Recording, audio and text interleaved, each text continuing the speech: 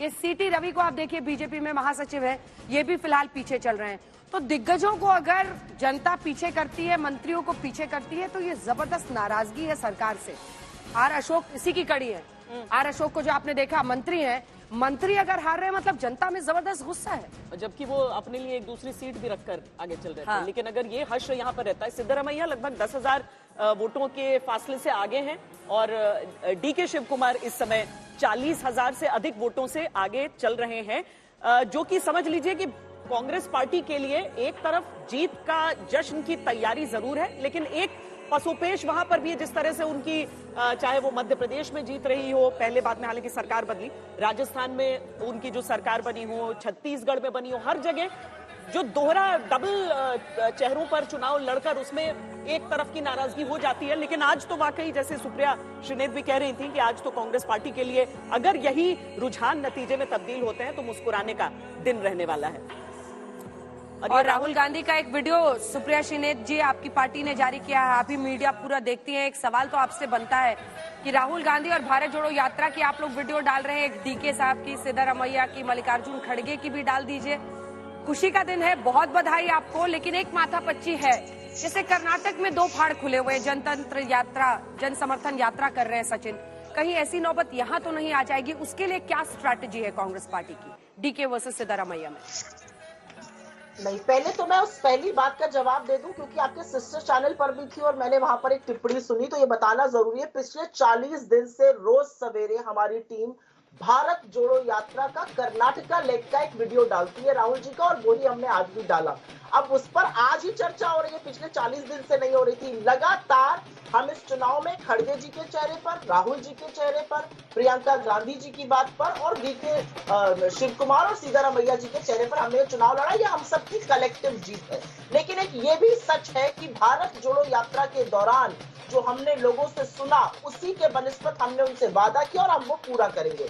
आपका दूसरा सवाल जो है, जो बार बार मीडिया की आकलन करता है, अवलोकन करता है, अंजना जी विधायक जीत कर आएंगे, विधायक मंडल दल अपना नेता चुनेगा और वो नेता प्रदेश का मुख्यमंत्री बनेगा। मुझे लगता है कि कुछ भी कहना इसमें प्रीमैच्योर होगा और यहाँ पर किसी भी तरह की छीटाकशी करना भी मुझे लगता है गलत होगा। जिस तरह से सौहार्द से दोनों ने मिलकर चुनाव लड़ा है, आगे भी वैसी ही तस्वीर दिखेगी। ये मैं पूरी विनम्रता और पूरी once all the results come, because they are all trends are there now.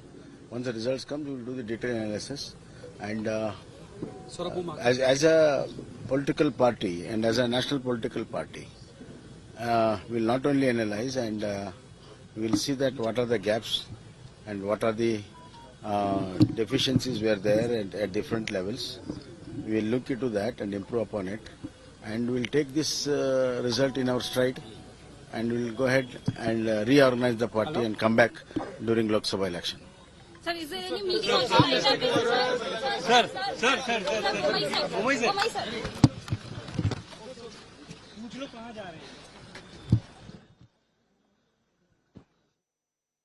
ये मुंबई तो हार स्वीकार करते हुए दिख रहे हैं गौरव भाटिया जी। आप अभी भी उम्मीद कायम है कह रहे हैं, लेकिन मुंबई कह रहे हैं कि अब हमें ये तय करना होगा, आगे देखना होगा, लोकसभा चुनावों से पहले अपने आप को रीऑर्गेनाइज करना पड़ेगा। नहीं, मैं समझता हूं कोई विरोधाभास है ही नहीं। जो उन्होंने कहा, जो रुझान अभी आ रहे हैं, उसके बाद हमें अध्ययन भी करना पड़ेगा। आप जवाब दे पाते उससे पहले एक और बड़ी खबर इस वक्त आ रही है चुनाव के मद्देनजर, आपको जल्दी से बता देते हैं जरा। कर्नाटक के रुझानों पर सीएम मुंबई ने अपनी हार मान ली है और उन्होंने सीधा ये स्वीकारा है, कंसीडिंग डिफीट। उन्होंने कहा है कि गैप्स कहां पर है, कहां पर हमसे गलतियां हुई हैं, हम वापस जाएंगे, फिर से रीऑर्गेनाइज होकर फिर से आएंगे, हमें फाइनल नतीजों का इंतजार है, ये भी उन्होंने कहा है। कहां पर चूक हुई ये भी स्वीकारा है। बात पूरी कीजिए गौरव। धन्यवाद। मैंने श्वेता जी को ध्यान से सुना। उन्होंने कहा कि कांग्रेस की प्रवक्ता मुस्कुरा रही हैं और ये अच्छी बात है, चर्चा संवाद भी हो तो मुस्कुरा के हो। लेकिन मैं एक बात श्वेता जी जरूर कहूंगा, जो भी परिणाम आएगा, ये ताकत किसी में नहीं है कि भाजपा की मुस्कुराहट को चुरा सके, क्योंकि हमें जनता का आशीर्वाद मिलता आया है और अगर सुधार की आवश्यकता होगी तो बिल्कुल आत्मचिंतन करके हम लोग सुधार भी लाएंगे और जनता का आशीर्वाद हमें पुनः मिलेगा, ये विश्वास भी है। दूसरी बात मैं एक और कह दूं आपके चैनल पे, बड़ी जो मुद्दे थे वो मुद्दे आज भी हैं। किसी संवैधानिक पद पे बैठे व्यक्ति को गाली देना गलत है, ये मैं कहता हूं। आप पीएफआई जो बैंड संगठन है उसकी तुलना बजरंग दल से करते हैं, ये भी तुष्टीकरण की राजनीति है। आरक्षण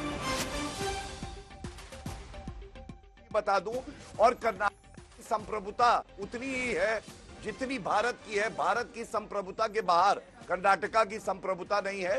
ये आज भी मुद्दे हैं। हमारी विचारधारा अडिग है, अटल है, ये हिलने वाली नहीं है।